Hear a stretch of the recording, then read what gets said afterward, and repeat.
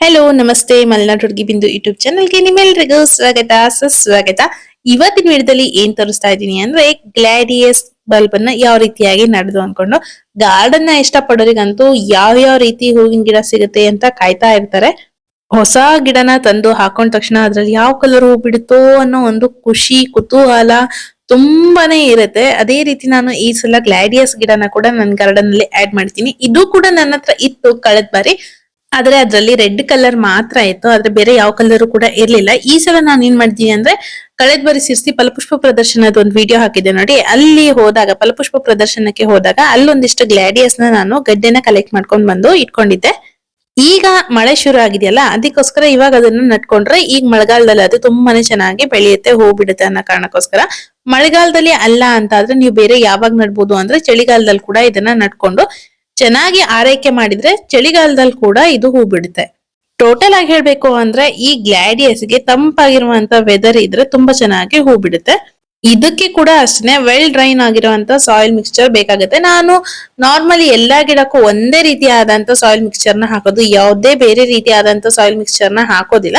ಏನಿಲ್ಲ, ಮಣ್ಣು ಗೊಬ್ಬರ ಹಾಗೆ ಸ್ವಲ್ಪ ಮರಳನ್ನ ಹಾಕೊಳ್ತೀನಿ. ಮರಳು ಯಾಕೆ ಹಾಕೋದು ಅಂದ್ರೆ ನೀರು ಚೆನ್ನಾಗಿ ಇಳ್ದು ಹೋಗುತ್ತೆ ಅನ್ನೋ ಕಾರಣಕ್ಕೋಸ್ಕರ ಮರಳು ಹಾಕೋದು. ಹಾಗೆ ತುಂಬಾನೇ ಉದ್ರುದ್ರ ಆಗಿ ಮಣ್ಣು ಇರುತ್ತೆ, ಅದಕ್ಕೋಸ್ಕರ ತುಂಬಾ ಚೆನ್ನಾಗಿ ಬೇರ್ ಬಿಟ್ಕೊಳ್ಳೋದಿಕ್ಕೆಲ್ಲ ಸಹಾಯ ಆಗುತ್ತೆ ಗಿಡಗಳಿಗೆ. ಅದಕ್ಕೋಸ್ಕರ ಮರಳನ್ನ ಬಳಸ್ಕೊಬೇಕಾಗತ್ತೆ. ಕೆಲವೊಬ್ರು ಕೋಕೋ ಫಿಟ್ ನೆಲ್ಲ ಯೂಸ್ ಮಾಡ್ತಾರೆ. ನಾನು ಕೋಕೋ ಫಿಟ್ ನೆಲ್ಲ ಈ ಪಾಟಿಂಗ್ ಮಿಕ್ಸ್ ಗೆ ಹಾಕೋದಿಕ್ಕಂತೂ ಯೂಸ್ ಮಾಡೋದಿಲ್ಲ. ಕೋಕೋ ಫಿಟ್ ಓನ್ಲಿ ನಾನು ಬೇರ್ ಬರ್ಸೋದಿಕ್ ಮಾತ್ರ ಹಾಕೋದು, ಬೇರೆ ಯಾವ್ದಕ್ಕೂ ನಾನು ಈ ಕೋಕೋ ಫಿಟ್ ನ ಬಳಸೋದಿಲ್ಲ. ಕೋಕೋ ಫಿಟ್ ನ ಬಳಸಿದ್ರೆ ಕೆಲವೊಂದ್ ಗಿಡಕ್ಕೆ ಏನಾಗುತ್ತೆ, ನೀರ್ ಕಮ್ಮಿ ಬೇಕಾಗಿರುತ್ತೆ. ಅಂತ ಗಿಡಕ್ಕೆ ಕೋಕೋ ಫಿಟ್ ನೆಲ್ಲ ಹಾಕೊಂಡು ಇದ್ ಮಾಡಿದ್ರೆ ಏನಾಗುತ್ತೆ ಅಂದ್ರೆ ಕೊಳ್ತೋಗುವಂತ ಚಾನ್ಸಸ್ ಕೂಡ ಇರುತ್ತೆ. ಅದಕ್ಕೋಸ್ಕರ ನಾನು ಯಾವುದೇ ಗಿಡಕ್ಕೂ ಕೂಡ ಕೋಕೋ ಫಿಟ್ ನ ಹಾಕ್ಬಿಟ್ಟು ಪಾಟಿಂಗ್ ಮಿಕ್ಸ್ ನ ತಯಾರಿ ಮಾಡೋದಿಲ್ಲ. ಈಗ ನಾನು ಇಲ್ಲಿ ಮಾಡಿರೋದು ಮಣ್ಣು, ಮರಳು, ಗೊಬ್ಬರ. ಒಂದ್ 70% ಆಗುವಷ್ಟು ಮಣ್ಣನ್ನು ತಗೊಂಡ್ರೆ 20% ಆಗುವಷ್ಟು ಮರಳು, 10% ಆಗುವಷ್ಟು ಗೊಬ್ಬರ, ಇದಿಷ್ಟನ್ನ ಮಿಕ್ಸ್ ಮಾಡ್ಕೊಂಡು ಒಂದ್ ಕೊಟ್ಟೆನಲ್ಲಿ ಹಾಕೊಳ್ತಾ ಇದೀನಿ. 8 ಇಂಚಿನ ಪಾಟ್ ಇದ್ರೂ ಸಾಕಾಗತ್ತೆ. ನಿಮ್ಗೆ ಅದಕ್ಕೂ ದೊಡ್ಡ ಪಾಟ್ ನಲ್ಲಿ ಬೆಳೆಸೋ ಹಾಗಿದ್ರು ಕೂಡ ಬೆಳೆಸ್ಕೊಬಹುದು. ನಾನಿಲ್ಲಿ 12 ಇಂಚಿಂದು ಗ್ರೋ ಬ್ಯಾಗ್ ನ ಹಾಕೊಂಡಿದೀನಿ. 12x12 ಬರುತ್ತೆ ನೋಡಿ, ಅದನ್ನ ತಗೊಂಡು ಅದ್ರಲ್ಲಿ ಮಣ್ಣನ್ನೆಲ್ಲ ತುಂಬಿಸಿಟ್ಕೊಂಡಿದೀನಿ. ಇದನ್ನೆಲ್ಲ ತಂದು ಇಲ್ಲಿ ಇಡ್ಬೇಕು ಅನ್ಕೊಂಡು ಇಲ್ಲಿ ಸ್ವಲ್ಪ ಕಳೆಗಳೆಲ್ಲ ಆಗಿತ್ತು, ಇದನ್ನೆಲ್ಲ ಕ್ಲಿಯರ್ ಮಾಡ್ಕೊಳ್ತಾ ಇದೀನಿ. ತುಂಬಿರುವಂತ ಕೊಟ್ಟೆಗಳನ್ನೆಲ್ಲ ಇಲ್ಲಿ ಕ್ಲೀನ್ ಮಾಡಿ ಇಟ್ಕೊಂಡಲ್ಲ ಅಲ್ಲಿ ತಂದು ಇಟ್ಕೊಳ್ತಾ ಇದ್ದೆ. ಅಷ್ಟೊತ್ತಿಗೆ ನಂಗೊಂದು ಫ್ಲಾಶ್ ಆಯ್ತು, ನಾನು ಮೀಶೋನಲ್ಲಿ ಕೂಡ ಈ ಗ್ಲಾಡಿಯಸ್ ನ ಆರ್ಡರ್ ಮಾಡಿದ್ನಲ್ಲ ಅಂತ ಅನ್ಕೊಳ್ತಾ ಇರ್ಬೇಕಾದ್ರೆ ಒಂದ್ ಪಾರ್ಸಲ್ ಬಂತು. ಪಾರ್ಸಲ್ ಬಂದ ತಕ್ಷಣನೇ ನಾನು ಅಂದ್ಕೊಂಡಿದ್ದಕ್ಕೂ ಅವ್ರು ತಂದು ಕೊಡೋದಕ್ಕೂ ಸರಿ ಆಗೋಯ್ತು. ಗ್ಲಾಡಿಯಸ್ ಮಿಕ್ಸ್ ಕಲರ್ ಬಲ್ಬ್ ಇತ್ತು, ಹಾಗೇನೆ ಅದ್ರ ಜೊತೆಗೆ ಸುಗಂಧರಾಜ ಗೆಡ್ಡೆ ಕೊಂಬೋ ಕೂಡ ಆಯ್ತು. ಅದೆರಡೂ ಇರ್ಲಿ ಅಂತ ಹೇಳ್ಕೊಂಡು ಎರಡನ್ನೂ ಕೂಡ ತರ್ಸ್ಕೊಂಡೆ. ಇದುವರೆಗೂ ಸುಗಂಧರಾಜ ಗೆಡ್ಡೆ ಇನ್ನೂ ನಟ್ಟಿಲ್ಲ, ನಟ್ಟಾಗ್ಬೇಕು. ಈಗ ಗ್ಲಾಡಿಯಸ್ ನ ಫಸ್ಟ್ ನಟ್ಕೊಳ್ಳೋಣ ಅಂದ್ಕೊಂಡು ನಟ್ಕೊಳ್ತಾ ಇದೀನಿ. ಈ ಗ್ಲಾಡಿಯಸ್ ಬಲ್ಬ್ ಇದೆಲ್ಲ ನೋಡೋದಿಕ್ಕೆ ಸೇಮ್ ಈರುಳ್ಳಿ ಗೆಡ್ಡೆ ಇದ್ದಂಗೆ ಇರುತ್ತೆ, ಅದ್ರ ಸೈಜ್ ಮಾತ್ರ ಸಣ್ಣದಲ್ಲಿರುತ್ತೆ. ಈ ಮೀಶೋ ಇಂದ ತಂದಿರುವಂತ ಗ್ಲಾಡಿಯಸ್ ಬಲ್ಬಿಗಂತೂ ಮೊಳಕೆ ಇರ್ಲಿಲ್ಲ, ಆದ್ರೆ ಈ ಸುಗಂಧರಾಜ ಗಿಡದ ಇದಕ್ಕೆಲ್ಲ ಮೊಳಕೆ ಇತ್ತು. ಅದು ಸುಗಂಧರಾಜ ಗೆಡ್ಡೆ ಹೌದೋ ಅಲ್ವೋ ಅನ್ನೋದು ನಂಗೆ ಸ್ವಲ್ಪ ಕನ್ಫ್ಯೂಷನ್ ಇದೆ.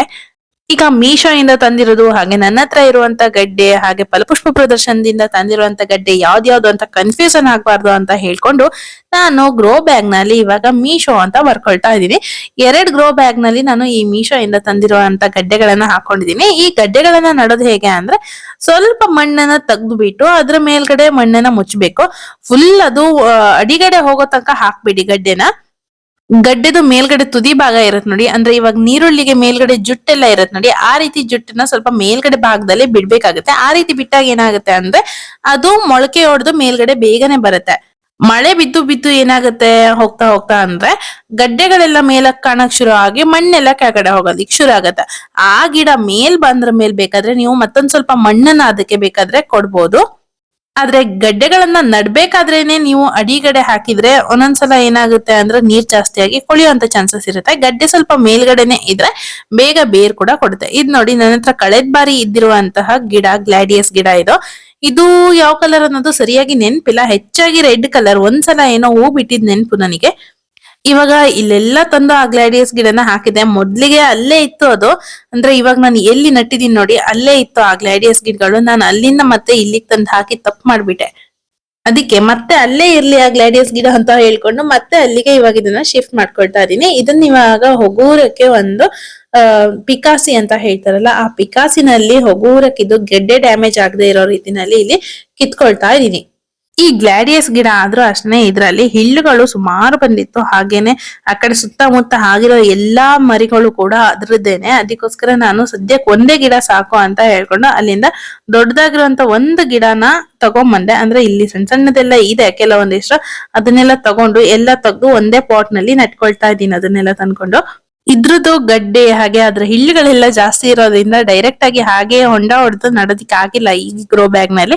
ಅದಕ್ಕೋಸ್ಕರ ಸ್ವಲ್ಪ ಮಣ್ಣನ್ನೆಲ್ಲ ಕೆಳಗಡೆ ಹಾಕೊಂಡು ಮತ್ತೆ ಮಣ್ಣನ್ನ ಮೇಲ್ಗಡೆಯಿಂದ ಈ ರೀತಿಯಾಗಿ ಮುಚ್ಕೊಳ್ತಾ ಇದ್ದೀನಿ.